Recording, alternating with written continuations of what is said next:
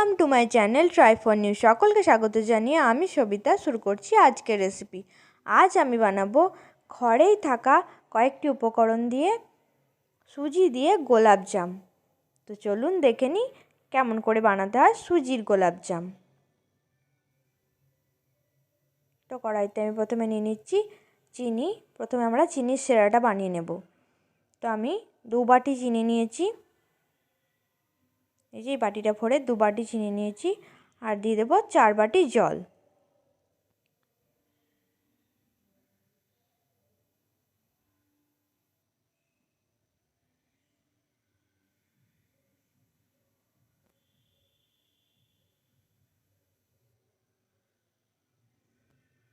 দিয়ে দিচ্ছি 4টে এলাচ একটু ফাটিয়ে। চিনিটা গলতে দেব, ভালোভাবে একটা চামচের সাহায্যে কাটতে থাকবো।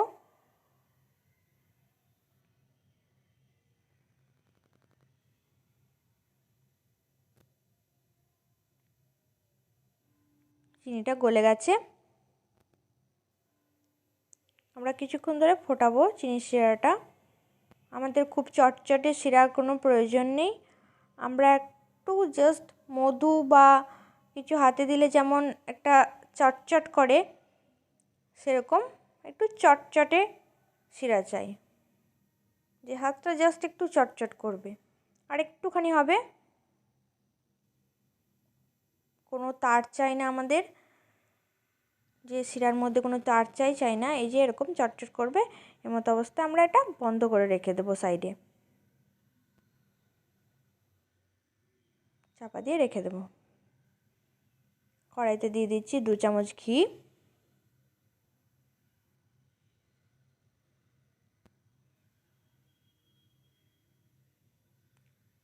ঘিটাকে ভালোভাবে গলিয়ে নেব,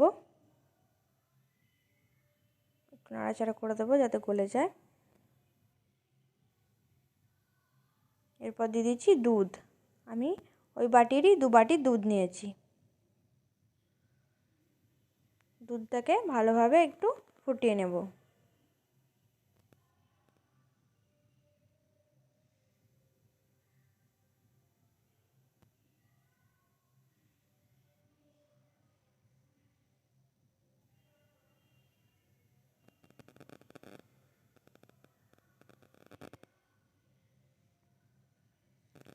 এরপর দুধের মধ্যে দিয়ে দিচ্ছি সুজি।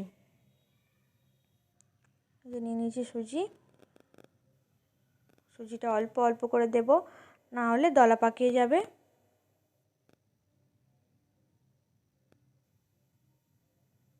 ভালোভাবে সুজিটাকে আমরা নাড়াচাড়া করব। এইভাবে করে কন্টিনিউয়াসলি নাড়াচাড়া করব।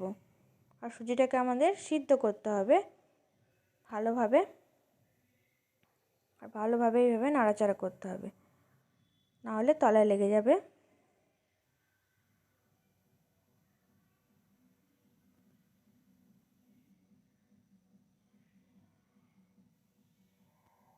ভালোভাবে কন্টিনিউয়াসলি নাড়াচাড়া করব।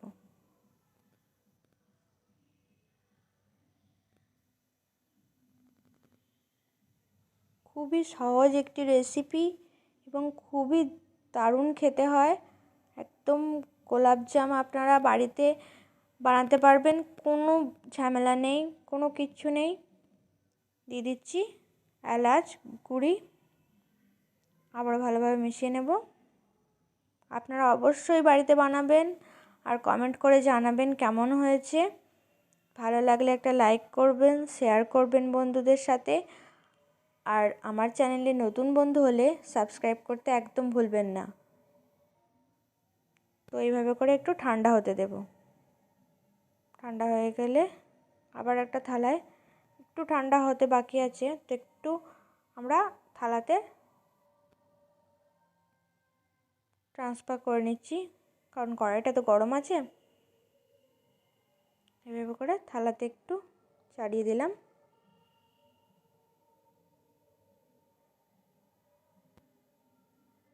একটু গরম থাকতে থাকতে এটাকে মাখতে হবে। হাতে একটু ঘি বুলিয়ে নিলাম, দিয়ে ভালোভাবে চটকে চটকে এটাকে, যেমন আমরা আটার লেই বানাই রুটি করার জন্য, লেচি বানাই, সেরকম একটা বানিয়ে নেব ভালোভাবে থেসে।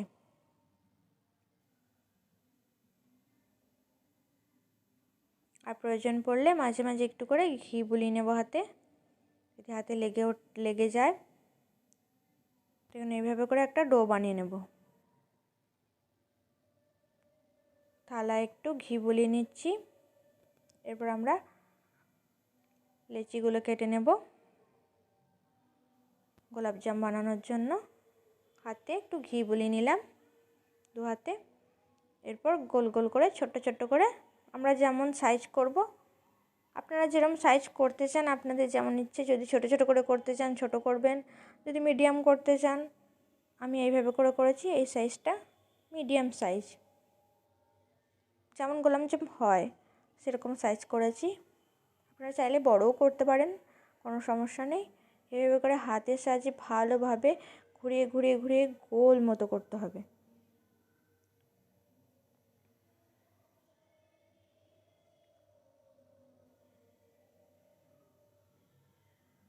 এইভাবে করে এক এক করে সবগুলো পাকিয়ে নেব।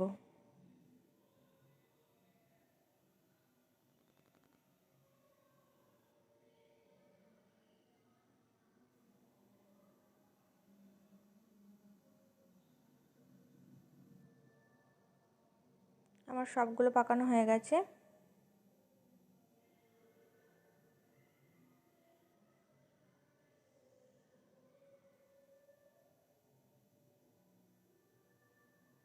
আমি একটা ছোট্ট মতো করেছি, এটা আমি টেস্ট করব যখন তেলটা হয়েছে কিনা সেটা। কড়াইতে তেল দিয়ে দিলাম, রিফাইন্ড অয়েল ইউজ করবো আমরা। তো এটা গরম হয়েছে কিনা একটু চেক করে নিচ্ছি এটা দিয়ে। তো তেলটা গরম হয়ে গেছে। আমরা পুরো তেলটা একদম পুরো ধোঁয়াটা গরম হবে সেই অবস্থায় দেব না, তেলটা মোটামুটি গরম হয়ে যাবে সেরকম অবস্থায় দিয়ে দেব।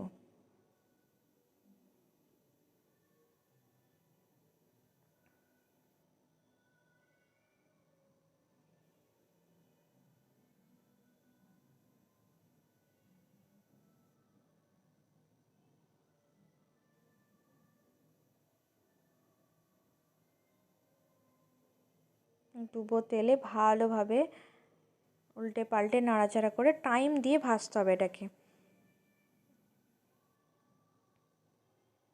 আর জালটা আমরা মিডিয়ামে রাখবো, পুরো হাইতে দেব না, মিডিয়ামে রাখবো। ভালোভাবে এইভাবে উল্টে পাল্টে ভেজে নেব।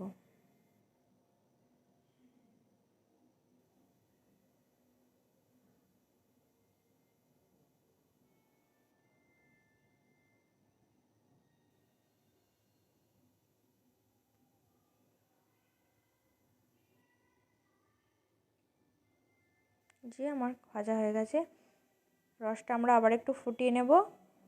দিয়ে দিচ্ছি সামান্য জাফরান বা কেশর। এরপর ভেজে রাখা বলগুলো এর মধ্যে দিয়ে দেব। আর 5 মিনিট মতো এটাকে ঢাকা দিয়ে হতে দেব। এভাবে করে আমি 3টে ব্যাচে ভেজে রসের মধ্যে ডুবিয়ে দেব।